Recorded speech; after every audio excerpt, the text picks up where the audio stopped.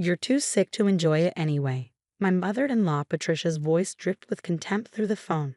I did everyone a favor by selling that old lake house. The money will help pay your medical bills since you insist on these expensive treatments. I lay in my hospital bed, still groggy from surgery, trying to process what I was hearing.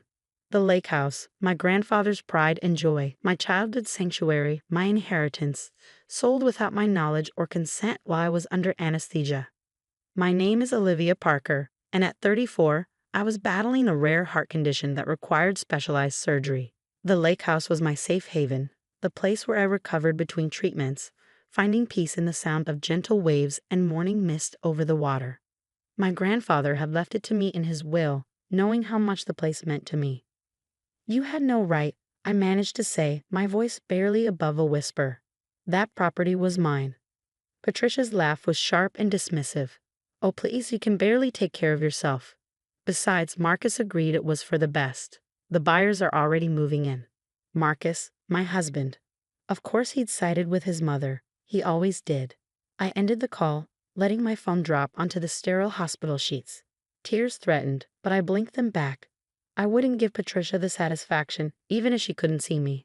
A soft knock at the door interrupted my thoughts. Mrs. Parker.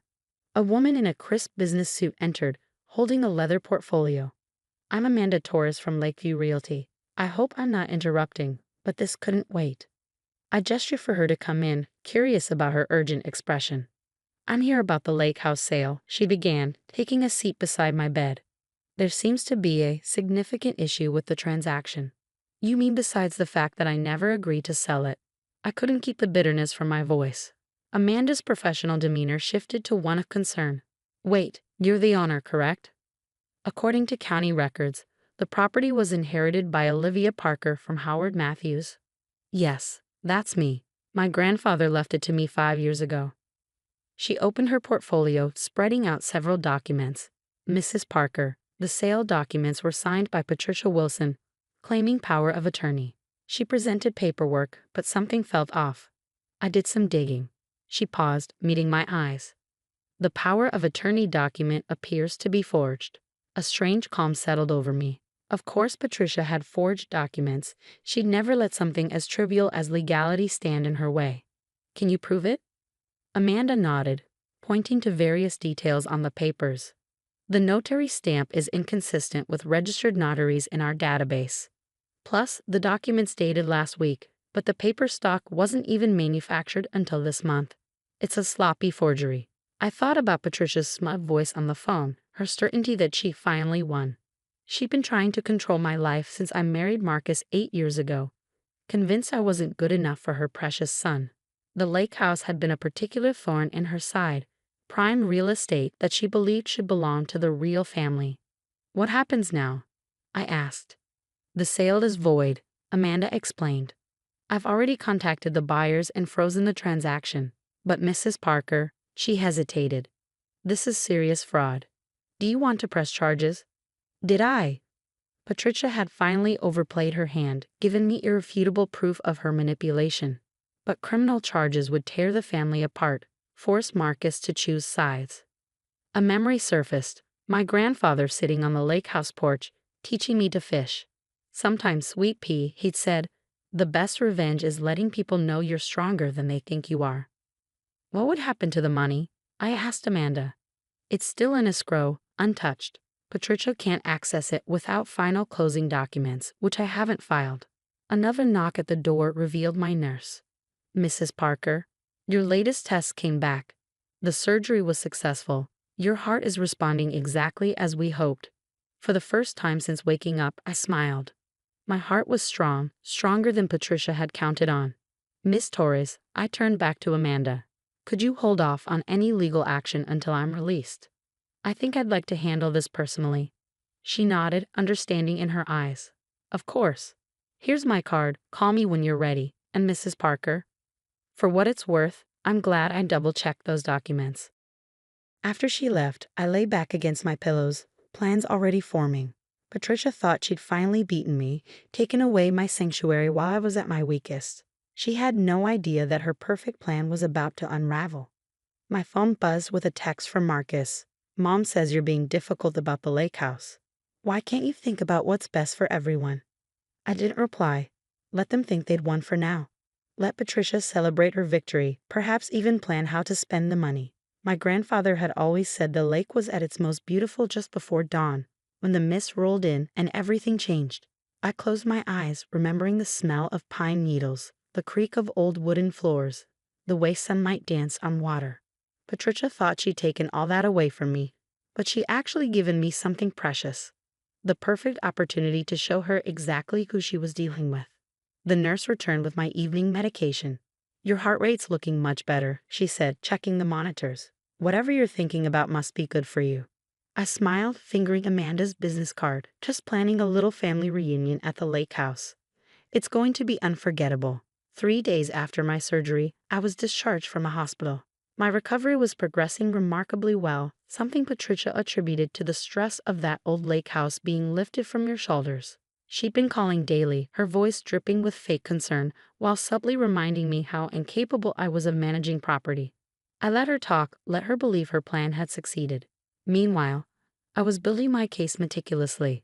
Amanda Torres had provided me with copies of every forged document, every fraudulent signature. The paper trail was damning. I just don't understand why you're being so cold, Marcus said one evening as he brought me tea. He'd been sleeping in the guest room since my return, claiming he didn't want to disturb my recovery. Mom was trying to help. I sipped my tea slowly, studying my husband's face. The boy I'd fallen in love with was still there somewhere, buried under years of his mother's manipulation. Help who, Marcus? Her stuff to my inheritance? He shifted uncomfortably. The medical bills are covered by my insurance, I cut in. The same insurance I've maintained through my job, despite your mother's constant suggestions that I should quit and focus on being a proper wife. Liv, you know how she is. She just wants what's best for her. For who, Marcus? For me? Or for herself? Before he could answer, my phone buzzed. It was Amanda. Mrs. Parker. The buyers are getting anxious. They're threatening to involve their lawyers if we don't explain the delay. Actually, that's perfect timing, I said, watching Marcus's confused expression. Could you set up a meeting? I think it's time everyone understood exactly what's happening. 2 days later, I walked into the real estate office, my medical clearance letter tucked safely in my bag along with other crucial documents. Patricia was already there, standing imperiously by Amanda's desk while Marcus hovered nearby. The buyers, a young couple named James and Sarah Miller, sat nervously in the corner. Finally, Patricia huffed. Now we can sort out this ridiculous delay and complete the sale. I smiled serenely, taking a seat. Yes, let's sort this out. Amanda, would you mind explaining to everyone why the sale was halted? Amanda cleared her throat professionally. Certainly. During our standard verification process, we discovered irregularities in the power of attorney documentation presented by Mrs. Wilson. Specifically, evidence of forgery. The room went silent. Patricia's face flushed dark red. How dare you? I would never. The notary stamp is fake, I continued calmly. The paper stock is wrong, and a signature. I pulled out my grandfather's will. Doesn't match any of my legal documents. Would you like to explain that, Patricia? Marcus stepped forward. Mom? What is she talking about? Patricia's composure cracked slightly. She's lying. I had every right. You were in surgery, decisions had to be made. Actually, Amanda interjected, Mrs. Parker's medical directive names her sister as her emergency decision maker, not you, Mrs. Wilson. You had no legal authority whatsoever. I turned to the Millers, who were watching the scene unfold with growing concern. I'm so sorry you've been caught up in this. I know you were excited about the property. Sarah Miller nodded uncertainly. It's such a beautiful place. When we saw it, I know, I said softly. I grew up there. My grandfather taught me to swim in that lake, to fish off that dock. Every board in that house has a memory. This is ridiculous, Patricia burst out. You can't even take care of yourself, let alone a property. Marcus, tell her. But Marcus was staring at the forged documents on Amanda's desk, recognition dawning in his eyes. Mom, this is your handwriting. Patricia faltered for the first time. I was trying to protect you. She's been holding you back, keeping that prime property all to herself when we could have. When you could have what? I interrupted. Sold it, profited from my inheritance, created some investment opportunity for Marcus that would keep him dependent on you. I did it for him, Patricia shouted. Everything I do is for my son. No, Marcus said quietly. You did it for yourself. You always do. The silence that followed was deafening. Patricia looked from Marcus to me, her carefully constructed world crumbling around her. Here's what's going to happen, I said, my voice steady. The sale is void. It was never legal to begin with. The Millers will get their earnest money back, with my sincere apologies for the confusion. And then, Patricia sneered, trying to regain control. Then you have a choice, I replied. You can either face charges for fraud and forgery, or you can sign this. I pulled out a document my lawyer had prepared. It's a formal acknowledgement of your actions and a legally binding agreement to never interfere with my property or medical decisions again. You wouldn't dare press charges, she scoffed. You never do that to Marcus. I met my husband's eyes. For the first time in years, he was really seeing me and his mother. Actually, he said, I think she would, and she should. Patricia's face crumpled. Marcus, sign the papers, Mom, or I'll drive her to the police station myself. With trembling hands and wounded dignity, Patricia signed the agreement. Amanda notarized it, properly this time, and made copies for everyone. As we left the office, Marcus touched my arm gently. I'm sorry, he whispered. I should have seen it sooner. I looked at him, seeing glimmers of the man I'd married emerging from his mother's shadow. Yes, you should have. We have a lot to talk about. Behind us, I heard Patricia's heels clicking rapidly on the pavement as she hurried away, her perfect plan in shambles. The lake house was safe, but more importantly, the truth was finally out. That evening, sitting on our back porch, Marcus asked quietly, Will you take me to the lake house? Help me understand what it means to you. I smiled, thinking of dawn mist and gentle waves. Yes, I said. I think it's time you saw it through my eyes instead of your mother's. Recovery, I was learning, came in many forms. Sometimes it was a healing heart, sometimes a healing marriage, and sometimes it was simply standing your ground when others tried to take what was yours. 6 months after the confrontation at the real estate office, I stood on the lake house dock watching the sunrise paint the water gold. The morning air was crisp, carrying the scent of pine and possibilities. Behind me, I heard the screen door creak and Marcus's footsteps on the wooden planks. Coffee, he offered, holding out a steaming mug. Thanks, I said, accepting both the coffee and his presence beside me. These quiet morning moments had become our new ritual during weekend visits to the lake house. We were rebuilding, slowly but surely, finding our way back to each other without Patricia's shadow looming over us. The changes in our lives had been significant. Marcus had started therapy, working through years of his mother's manipulation. Patricia, faced with the evidence of her actions and the threat of legal consequences, had moved to Florida to live with her sister. She still sent occasional emails, but they were subdued, lacking the controlling edge that had once characterized every interaction. I got a call from the Millers yesterday, Marcus said, sipping his coffee. They found another property on the other side of the lake. They're happy there. I nodded, thinking of the young couple who'd unwittingly been caught in Patricia's scheme. I'm glad. They seemed like good people. They are. James asked if we'd like to join them for a barbecue next weekend. Said something about building a better lake community. The idea made me smile. My grandfather had always talked about the importance of good neighbors, how the lake brings people together in ways city living never could. He would have liked the Millers. We'd spent the past few months restoring the lake house, not just physically but emotionally.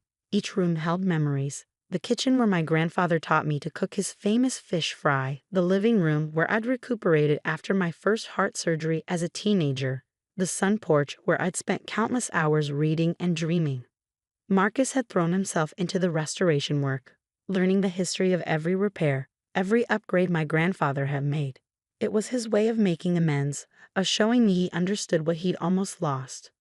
I found something in the attic yesterday, he said, pulling an old photograph from his pocket. It showed my grandfather and me on this very dock, both of us grinning as I held up my first caught fish. You look so happy here. I said softly.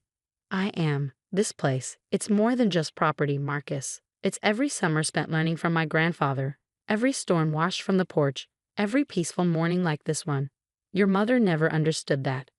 She never tried to, he admitted. She only saw the monetary value, the status. I'm sorry I let her view cloud mine for so long.